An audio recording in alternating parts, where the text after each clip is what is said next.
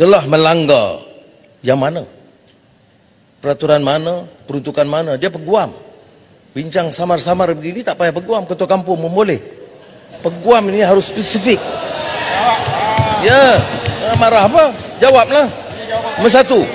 Negatif aktiviti ekonomi maritim di pelabuhan Tanjung Pelepas, manakala pelabuhan Tawau Sabah akan... Yang berhormat, ini bukan ruang untuk yang berhormat bersyarah. Direct to the question.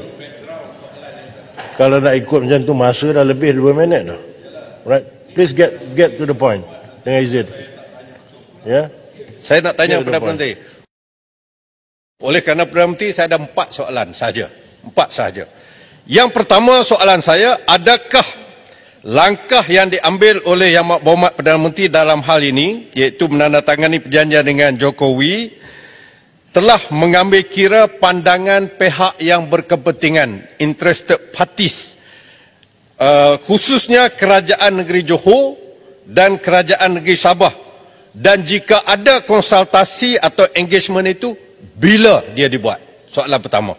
Soalan yang kedua, sekiranya kerajaan tidak mahu lagi menggunakan pakai nasihat pakar-pakar maritim yang saya sebutkan tadi, saya mahu tahu, adakah sekarang ini kerajaan mempunyai penasihat baru di dalam aspek maritim yang dirundungi oleh pihak kerajaan? Jika ada, sila nyatakan siapa penasihat baru ini.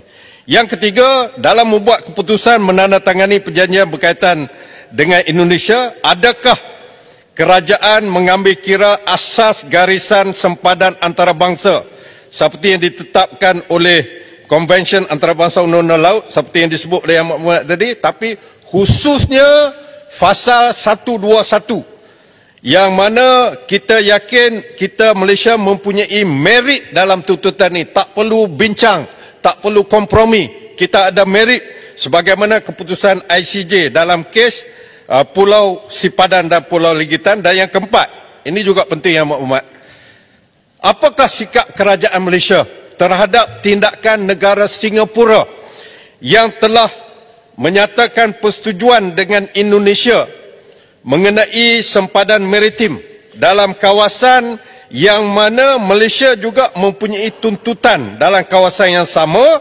iaitu dalam kawasan 3 batu nautika daripada pantai Johor. Itu 4 soalan saya. Terima kasih Tuan Yang Ketua. Terima kasih Ketua Baru. Apa dia soalan Ketua Baru? Ramai berpandangan. Pakar maritim. Siapa yang pandangan? Pakar mana yang dibicarakan? Ya? Kemudian telah melanggar yang mana? Peraturan mana? Peruntukan mana? Dia peguam. Bincang samar-samar begini tak payah peguam. Ketua kampung pun boleh. Peguam ini harus spesifik.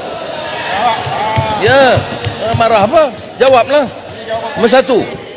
Apakah pandangan pihak berkepentingan? Johor.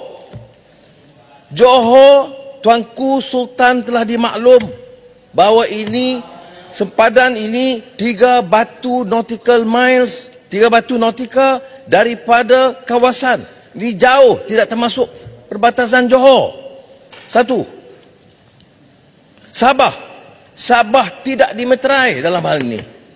Ketua Menteri Sabah dimaklum bahawa memuktamadkan Pulau Sebatik dan kawasan yang melibatkan Tawau dan Sabah itu ditangguh sehingga ada persetujuan baru kerana kita belum bersetuju. Saya ada cakap tadi, dengarlah. Soalan kedua, pakar maritime. Pakar maritime mana? Saya dah sebut nama-nama. Kementerian Luar, Jabatan Maritim, MKN, Peguam Negara, Jabatan Ukur dan Pemetaan, Hidrografi Malaysia. Menteri Luar dan Kementerian Luar yang menjalankan kebanyakan tugas itu. Tapi sebelum saya meterai, perjumpaan akhir, saya masih berdepan dengan mereka. Jadi pakar-pakar ini mengesahkan. Ada pakar baru yang Kota Baru nak sebut, carilah. Sebut kepada saya nama siapa. Ini pakai sembrono aja. Baik, dan semua mengikut peraturan asal sempadan 121, tidak ada perlanggaran langsung.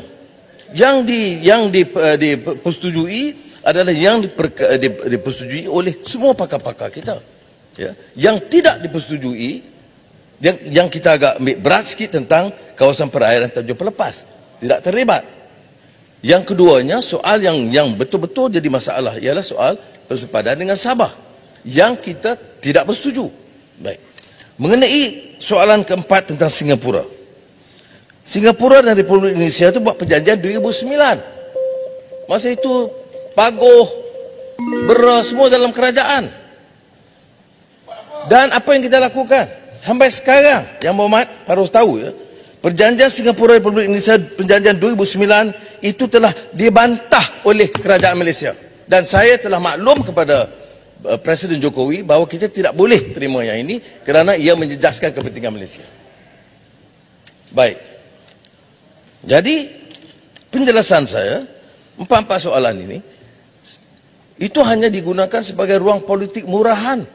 Sebab mana mungkin, ya, kalau disebut, ya, pakar mana? Sebut pakar mana?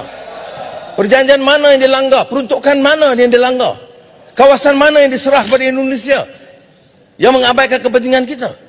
Yang saya sebut tadi, yang kita kira betul-betul kawasan pelabuhan Tanjung Lepas, yang sebenarnya keluar daripada perbatasan negeri Johor, dan kemudian Sabah yang tak dapat kita persetujui. Walaupun saya dah minta pegawai cari jalan runding supaya ada win-win situation. Ya. Saudara sebut tentang sipadan ligitan. Sipadan ligitan itu tengok rekod.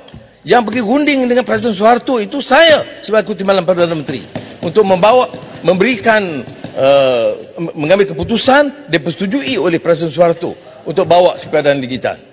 Nak mengamuk pasal apa?